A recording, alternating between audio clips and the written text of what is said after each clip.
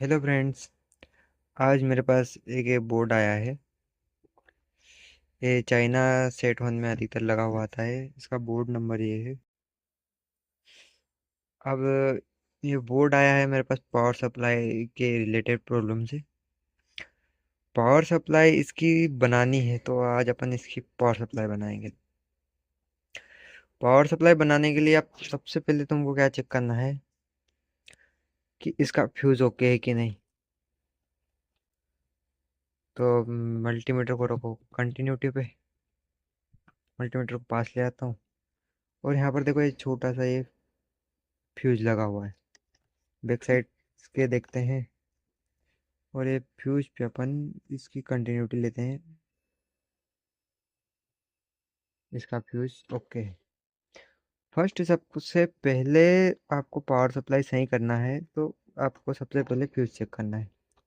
Fuse सही है। Fuse के बाद अब अपन ज़्यादा कुछ नहीं देखते। फ्यूज के बाद एमओवी वगैरह लगे रहते हैं, कंडेंसर, एमओवी, फिल्टर कोयल, पीटीसी, एनटीसी जो भी है। उसके बाद डायरेक्ट आपको ये चार डायोड का ब्रिज है, ये डायोड चेक करना है। ये डायोड को डायोड रेंज पे करा मल्टीमीटर और ये चारों डायोड को चेक करना है। ये पहला सही है। ये दूसरा डायोड ये भी सही है। तीसरा डायोड ये भी सही है। चौथा है। ये मैं एक हाथ से चेक कर रहा हूँ, इनको प्रोब चेंज करके चेक किया जाता है। पहले रेड प्रोब कैथोड पे और ब्लैक प्रोब एनोड पे रख के और ऐसे ही कैथोड से एनोड चेंज करके इसको तुम चेक कर सकते हो डायोड को। अब ये चेक कर लिया डायोड। अब आगे बढ़ेंगे। अब डायोड के बाद आता है मेन फिल्टर कैपेसिटर। कैपेसिटर पे आपको डायरेक्ट कंटिन्यूटी लेनी है। पहले कैपेसिटर को डिस्चार्ज करना है। डिस्चार्ज अब ऐसे टीचर से मत किया करें, मेरे को आदत है। इसे डिस्चार्ज करना है। इस पे ये ये प्रोब ऑन रखी इस पे। ये फुल शॉर्टिंग है। फिल्टर पे शॉर्टिंग है। अब ये मत समझो कि ये फिल्टर खराब है। फिल्टर के आगे शॉर्टिंग होगी तभी भी फिल्टर शॉर्ट बताएगा। अब आगे चेक करना है तो तुमको सबसे पहले कुछ नहीं करना है, सीधे मॉसफेट पे आ जाना है। ये एक एन चैनल मॉसफेट रहता है, स्विचिंग के लिए लगा रहता है। इसके सोर्स टू ड्रेन आपको कंटिन्यूटी चेक करनी है।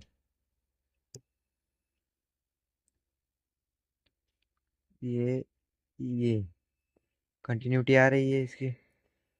तो सबसे पहले अपन को ये मॉसफेट को यहाँ से रिमूव करना है। उसके बाद अपन चेक करेंगे कि ये आगे शूटिंग है कि नहीं है, और आगे शूटिंग है तो क्या क्या है। तो अब मैं इसको निकालता हूँ, थोड़ा पॉज करना पड़ेगा वीडियो को। तो देखो यार, मैंने मासपेट निकाल लिया है। इसका नंबर ये है, देखो। ये क्या नंबर, फोकस नहीं ले रहा है। ले ले फोकस, ले ले। देखो, ये जूम करके देखते हैं। ये नंबर का मासपेट है, इस पे 7N80FH। अब इसको निकाल के चेक करो कि शॉर्टिंग है कि गई। इसकी ये टूट भी गया हल तो मॉसफेट निकालने में थोड़ा। ये बीप आने लग गई, मतलब ये मॉसफेट शॉर्ट है। अब मॉसफेट शॉर्ट है तो अब क्या करें। मॉसफेट नया मिल जाए तो ठीक है, तो फिर आगे बढ़ते। मॉसफेट को साइड में रख के अब देखते हैं कि इसकी, जब मॉसफेट शॉर्ट होता है तो सबसे पहले इसकी आईसी चेक करो।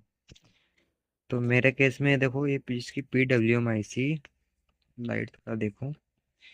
ये PWM आईसी में ये छेद पड़ा हुआ है, मतलब इसकी PWM आईसी भी खराब है। ये PWM आईसी निकाल लो। इसको निकाल लो। ये अब खराब है। अब ये तो है कि मार्केट में आसानी से तुमको मिलेगी नहीं, तो अब क्या करोगे। तो ये आईसी भी निकाल लो, ये मॉसफेट भी निकाल लो।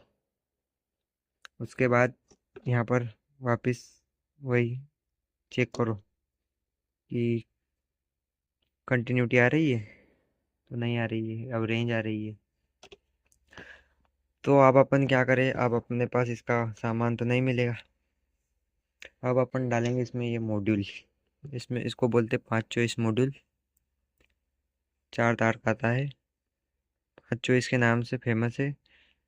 मिल जाएगा मार्केट में आसानी से, बहुत आसानी से मिल जाता है।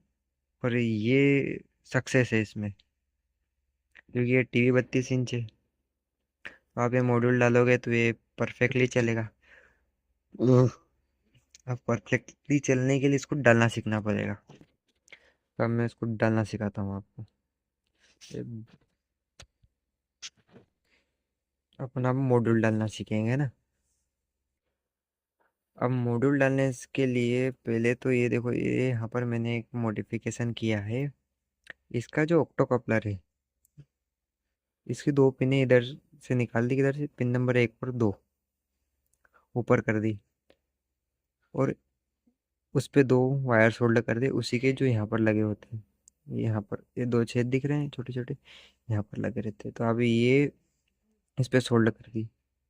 इसे सोल्ड करने का कारण ये है कि हमें एक फिक्स्ड वोल्टेज चाहिए, और ये प्रीसेट से छेड़खानी करने में आपका बोर्ड उड़ सकता है या फिर फॉल्ट हो सकता है, कुछ भी हो सकता है। तो आप एक काम करो, ऐसे फिक्स रेगुल कपलर पे से 2 वायर लगा दो, तो आपको फिक्स रेगुलेटेड सप्लाई 12 वोल्ट ही आउटपुट में मिलेगी। तो इसको डालते कैसे हैं? इसको डालने का सिंपल मेथड है। इसमें जो ब्लैक प्रोब है, ब्लैक वायर है, इसको सोर्स के साथ, जहाँ पर मॉस्फेट का सोर्स लगता है, उस सोर्स के साथ ये ब्लैक जुड़ेगा। रेड वाला ड्रेन के साथ जुड़ेगा, रेड वाला ड्रेन के साथ जुड़ेगा। अब ये जो ऑक्टो कपलर ऊपर किया है, इसकी 2 लेग, 1 और 2, तो ये आपके हिसाब से है कि भी आप 1 नंबर पिन पे ये येलो वायर लगाओगे। तो यहाँ पर देखो, ये जो पुराना ऑक्टो कपलर लगा हुआ है, ये फोकस हुआ है। उसकी पिन नंबर 1 पे आपको, इसकी पिन नंबर 1 कौन सी है? ये वाली। मैं देखो प्रोब से बताता हूँ। पिन नंबर 1 ये है, ये वाली ना। तो पिन नंबर 1 से 1 जोड़ दो, पिन नंबर 2 से 2 जोड़ दो, आपकी पावर सप्लाई चलने लगेगी। अब मैं डाल के बताता हूँ। देखो, अब मेरे केस में ये आईसी खराब थी। अब आईसी फूटी हुई थी, हो सकता है ये भी शूटिंग बनाए। तो आईसी भी निकाल दो, मासपेट भी निकाल दो। अब जैसे मैंने बताया, रेड वायर ड्रेन पे, ये मासपेट के ड्रेन पे लगा दिया। ब्लैक वायर सोर्स पे, तो ये सोर्स पे लगा दिया। और ये ऑक्टो कपलर की पिन नंबर 1 से मेरा येलो वायर जुड़ा है, तो येलो वायर मैंने इसकी पिन नंबर 1 पे लगा दिया। वो पुराना ऑक्टो कपलर निकाल दिया, और दूसरा blue blue wire pin number 2 पे लगा दिया। अब ये सब हो गया है। ये सब करने कब करोगे? जब आउटपुट में शॉर्टिंग नहीं होगी। तो एक बार आउटपुट में भी शॉर्टिंग चेक कर लेना कि आपके ये जो डायोड है कुछ शॉर्ट तो नहीं है। तो एक प्रोब यहाँ पर ग्राउंड करी,